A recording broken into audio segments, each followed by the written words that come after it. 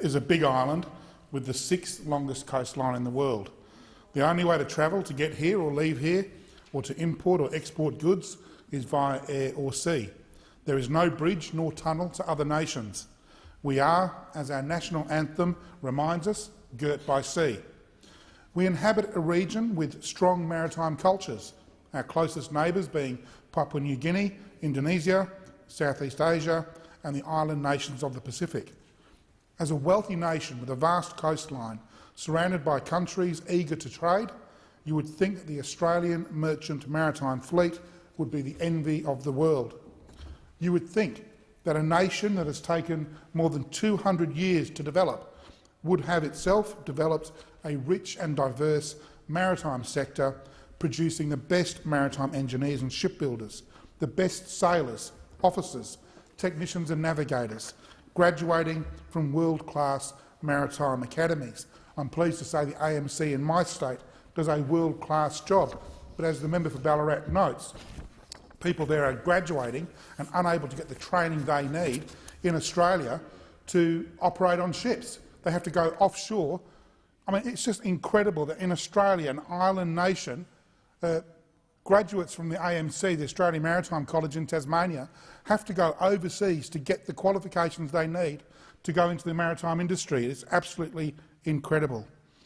Under this Liberal government, Australia's maritime fleet is a shadow of its former self. There are, at last count, there were 13 when I did my research. It's down to 11. 11 Australian flagged ships left in Australia. 30 years ago, there were 100. 100 ships just 30 years ago, down to a tenth of that now. The Liberals have demolished, absolutely demolished, this country's merchant maritime capabilities, and all because of their obsessive hatred of the maritime unions. Labor is supporting the bill before the House today, as all it really seeks to do is tidy up some redundant legislation, repealing the entirety of the ANL Act, which applies to an entity that no longer exists. While supporting the bill, the member for Ballarat is seeking to attach an amendment to the bill, calling the government to account for its appalling, absolutely appalling mishandling of Australia's shipping sector.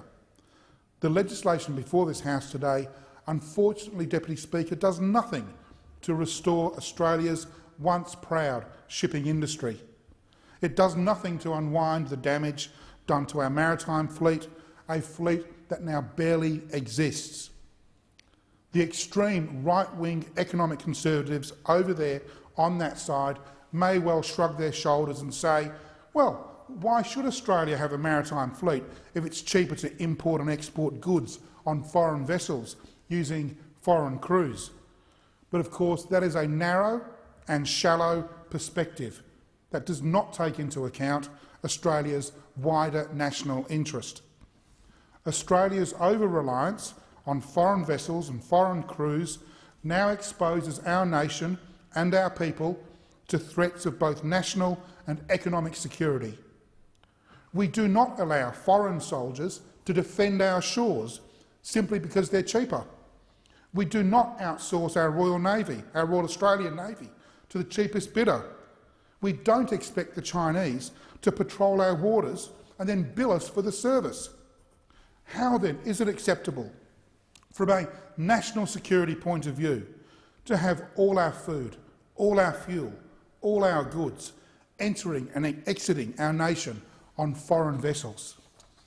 How is it acceptable to those opposite to have foreign vessels with foreign crews plying domestic Australian routes as a matter of course, instead of, as it used to be, a matter of exception and only under the strictest rules? If we are to be a secure nation, we must be a self-reliant nation. We need Australian ships and Australian crews on Australian domestic routes, and ideally Australian ships with Australian crews bringing fuel to Australia. An Australian shipping industry is about so much more than just ships and crews. It's about shipbuilding and manufacturing, support services, components, IT, navigation services, education and training.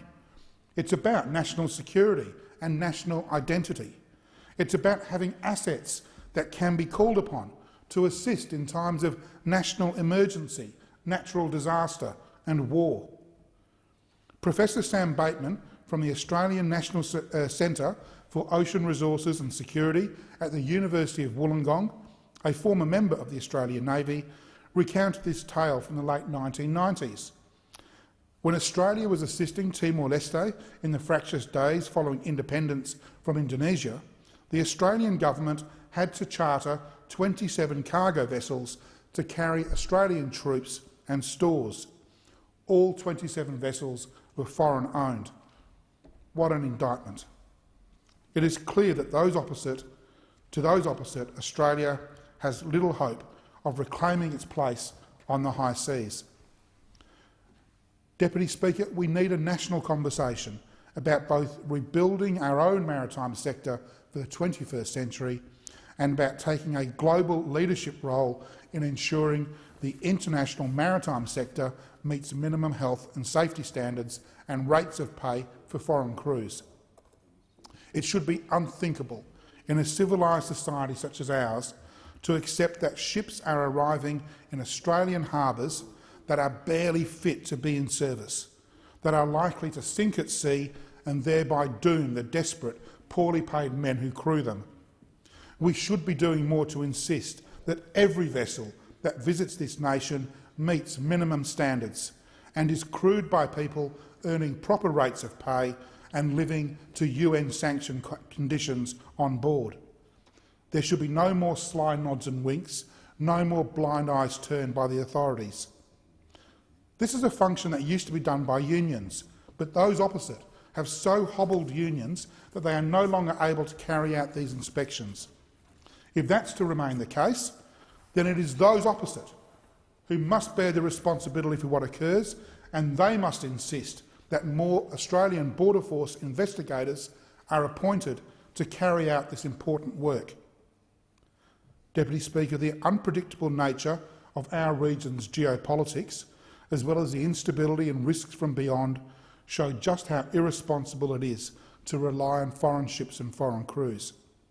By doing so, we are openly exposing our vulnerabilities to the world and their regional disputes, including disputes that are occurring today. These could well impact our shipping and freight paths, even our ability to utilise foreign ships when we need them. And one example of this, of course, is fuel security. My voice has been heard often in this place talking about how fuel security under this government is just at such a low. My voice has joined the chorus of concerned experts calling on this government to do something to ensure that Australia maintains the required level of fuel reserves. It is required under international treaties that countries have at least the equivalent of 90 days of fuel in reserves. This is established through the International Energy Agency, and it's something most countries strive to comply with.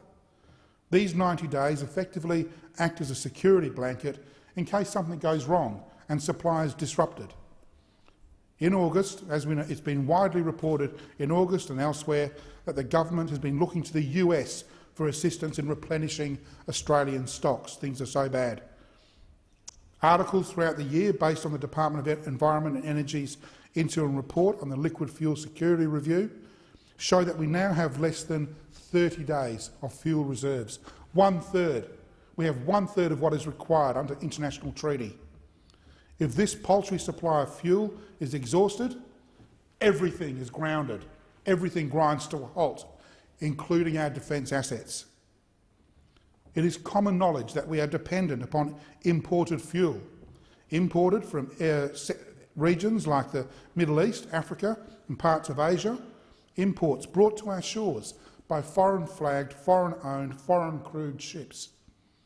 We are the only import-dependent country in the IEA that is not satisfying our obligations to stockpile fuel to the required standard.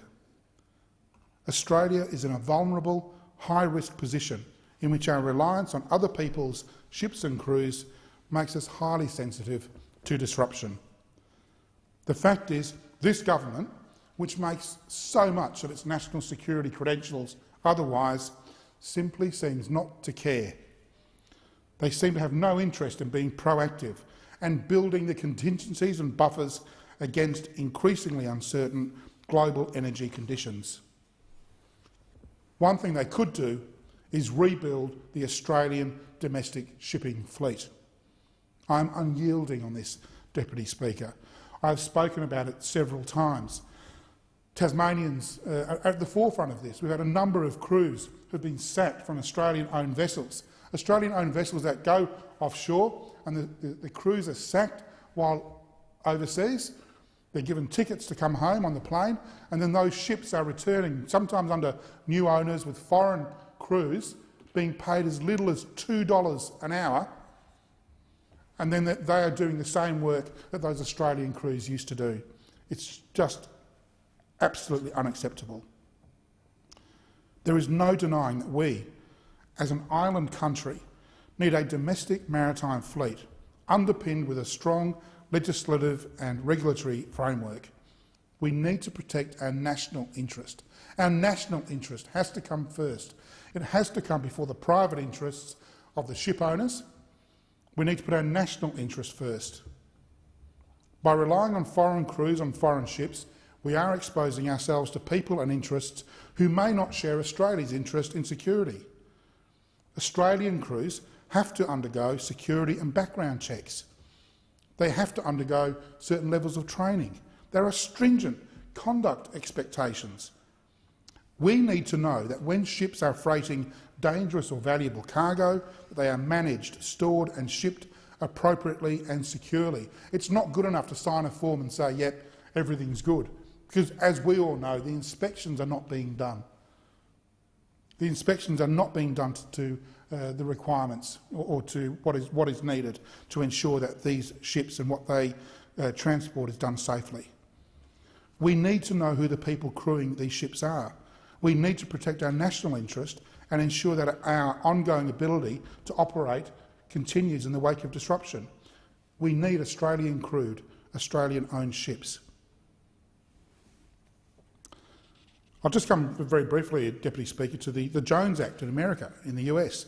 Now, the US is hardly, one would think, a socialist state that would have these sorts of things for no reason. The Jones Act requires that vessels operating on US domestic routes must be American-owned and American-crewed.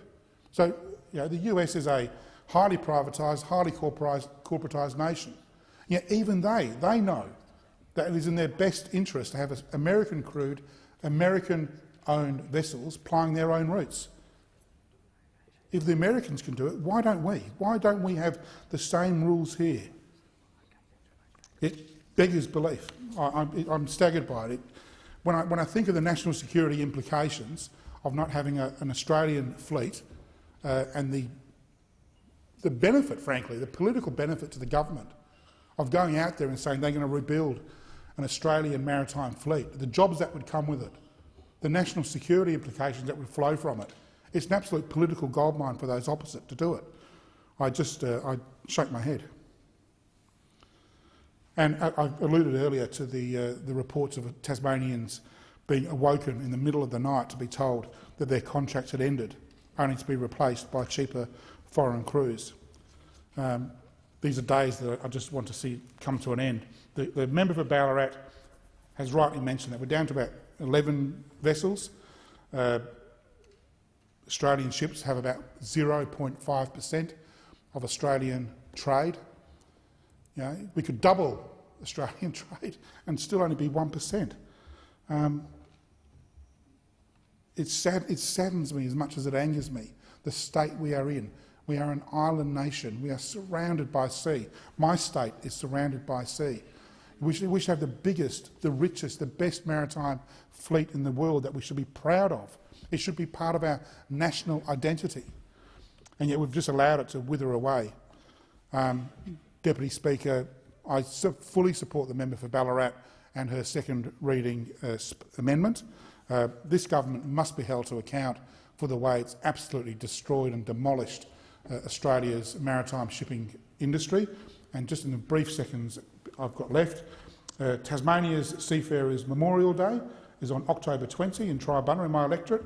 from 11 a.m. I unfortunately can't be there because I'll be on the plane coming here, but I wish them all the luck of the day. I thank the member for Lyons. The question now is that the amendment be agreed to, and I call the member for Newcastle. Thank you, Deputy